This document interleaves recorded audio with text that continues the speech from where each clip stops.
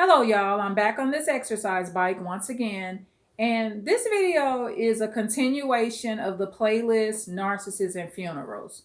So, on this video, we're going to talk about real life examples. And remember, in other videos I've mentioned, it's either happened to me or someone else. So, I have some interesting feedback and stories that I have received from not just myself and my situation, but other people, right? Or another person. No, I would say people. It's definitely people because it's more than one individual that I've talked to. So we're going to go over losing daughters and sons, right? So in this video, it's not going to be to discriminate against females versus males or males versus females. However, I will be talking about the female narcissist that's involved with funerals and that is involved and in relationships with men that have lost their daughters or sons, right? So in this case, the female that's the stepmother or wife or girlfriend of the gentleman that has lost his son or daughter, right? The behavior and some of the dynamics that goes on. So example one would be an example of the female narcissist girlfriend or wife of the gentleman that's lost a daughter or son. Refuses to acknowledge or speak to the real mother of the child that's passed away, whether it be a young child or an adult child. So, another thing female narcissists will do, they will lie and say that's their child. So, say the child is in the hospital dying. The female narcissist will call the hospital and lie and tell the staff that she is the mother of the child. Now, in this case, I'm going to be strict, y'all. Honor thy mother and father. It's talking about your real live parents, right? And there's rare cases where there's been very horrific things done to children where you could almost say, this is a biological mother or a biological father, but they don't fit the role in general of a protector. However, in a funeral sense, your mother is your biological mother. Okay, your biological mother. So these female narcissists in these situations will attack the motherhood. So like I said, the example of calling the hospital even before your son or daughter dies, and they lie and tell the hospital staff that they're the mother, while the real mother is at the hospital with the injured son or daughter. And this son or daughter can be any age. So think about this. When you're someone with empathy, I couldn't do it. I couldn't play like I'm somebody's mama because my boundaries are clear. That is not my child. I am not the mother of that child. I did not give birth to that child. If I called the hospital, I would just tell the truth. I would say I am the girlfriend, the stepmom, or the wife of his or her father. I would address myself in an honest perspective, along with maybe asking to speak with the mother to get permission to see if it's okay for me to contact or be in touch with their injured child because it's their child. And for me, it wouldn't matter if the woman had raised the child or not. They're available, they're there. This is the real birth mother. So that would just be a boundary that I wouldn't cross, that a narcissistic or narcissist, psychopath, or sociopathic female wouldn't mind crossing. The next example would be a woman has lost her son or daughter, okay? And in this instance, we're going to use the example of a son, okay? I'm going to have to mention it as it is. This woman has lost her son, and the biological father's girlfriend or wife asks to kiss her son while he's in the casket. She wants to go back and see this woman's son, and she wants to give this woman's deceased son a big kiss. And this is a young adult male. Hypothetically, let's say he's about 19, 20 years old. But this stepmother or girlfriend of his dad wants to ask the mother or let the mother know, I want to go throw a big juicy kiss on your son. And he's in a casket. I mean, he's in a casket. And so the mother in this case denies the request and tells the woman, not only can you not kiss him on his cheek while he's in his casket, or on his lips or forehead, wherever you plan on throwing this big sloppy kiss, ma'am, but you also cannot see him. So in cases like this, the biological and the real mom, honor thy mother and father, y'all, has to say, no, you can't even go see him at all. Okay, because the real mother is not going to allow this narcissist female to violate her son that's in a casket. So let's see, I think I brought up 3 situations. The hospital situation, where the narcissist female calls and tells the lie. The narcissist female that wants to throw the big sloppy kiss on her young adult male son that's in the casket.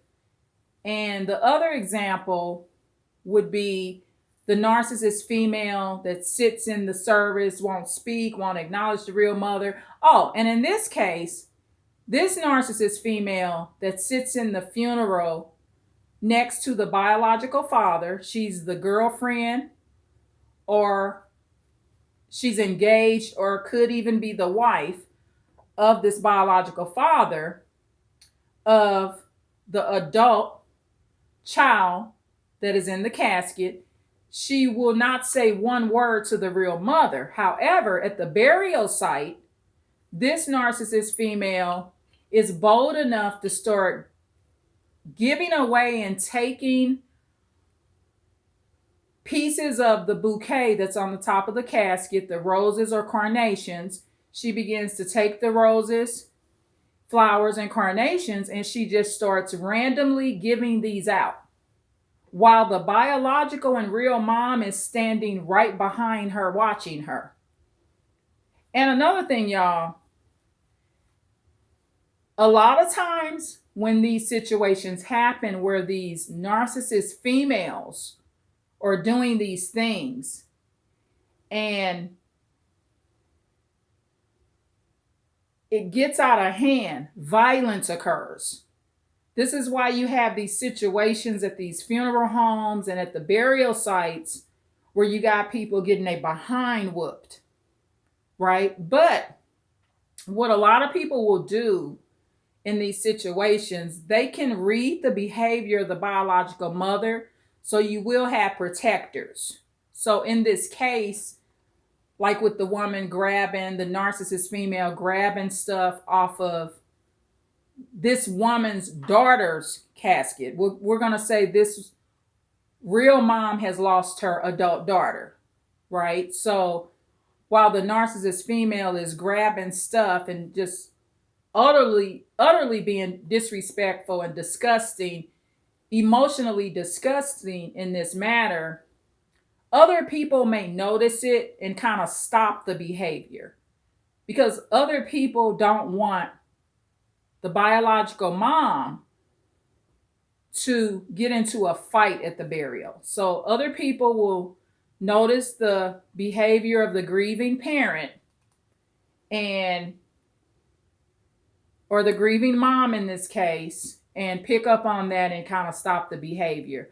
However, it's better to not get violent. It just is what it is. These are narcissist females, and their motives for doing this, for one, they want to be seen, noticed, and they're trying to impress the man that they're with, which is the biological father of the deceased child. They're trying to, and this child, like I said, could be a young child or an adult. But in these cases, all of these people that were deceased were adult children. None of them were actually young children in these cases that I'm naming. And a lot of times, this narcissist female or this narcissistic female that's doing this behavior, the biological father of the child is also a potential narcissist. Because, see, an empathetic man that loses his son or daughter that's of adult age, he's not going to allow a female that he's with to cross the boundaries of the mother of his child, right? Because this empathetic man, that's the biological father, he's not only going to protect his deceased child from being violated and disrespected, he's also going to have empathy and be protective of the biological mom of their adult child. So in a lot of these cases, these narcissistic females or these narcissist females that could actually be diagnosed with NPD, they are actually with narcissists. The man is also a narcissist and the female is a narcissist. However, at the end of the day, narcissist females that are with these men that could very well be a narcissist, or the man could be empathetic. She may not even be telling the man that she called the hospital and played like she was his son or daughter's real mama. Sometimes the man has to find out from the real mom what this woman is doing. And then this empathetic man has to check her and say, don't do that. I mean, the mother of my child called and said, you're perpetrating yourself and you lying and you telling the hospital that you his or her real mama. Please don't do that again. So that's how that works. But be very leery. I hope you never lose an adult or a young son or daughter. I hope that never happens to you. However, I have experienced and seen these situations myself and listened and consoled other people that have had these things happen to them. Another thing a narcissist female may do to her friend when her son or daughter has died. Say in this case, the son, we'll say it's a son, okay? We'll use a real life situation. The son, unfortunately, was shot. So he was victimized and shot. The narcissist female may tell her friend that has the son that was shot, you know, you're not no victim. I mean, don't think you a victim. So this is the time that the narcissist female in this case shows her friend that she's not a supportive friend and she doesn't love her. In another case, the male narcissist may have a friend, say it's a ex-coworker or someone they went to high school with. A male narcissist may tell his female friend, oh, well, by the way, you're not going to make it safely to your son or daughter's funeral, right? So that's another thing narcissists will do too. Basically, overall, losing or someone losing their son or daughter, that's especially an adult child or could be a young child in some cases, this is the narcissist time to attack. And the reason the attack is going to happen is because they have no morals. They can't stand you anyway.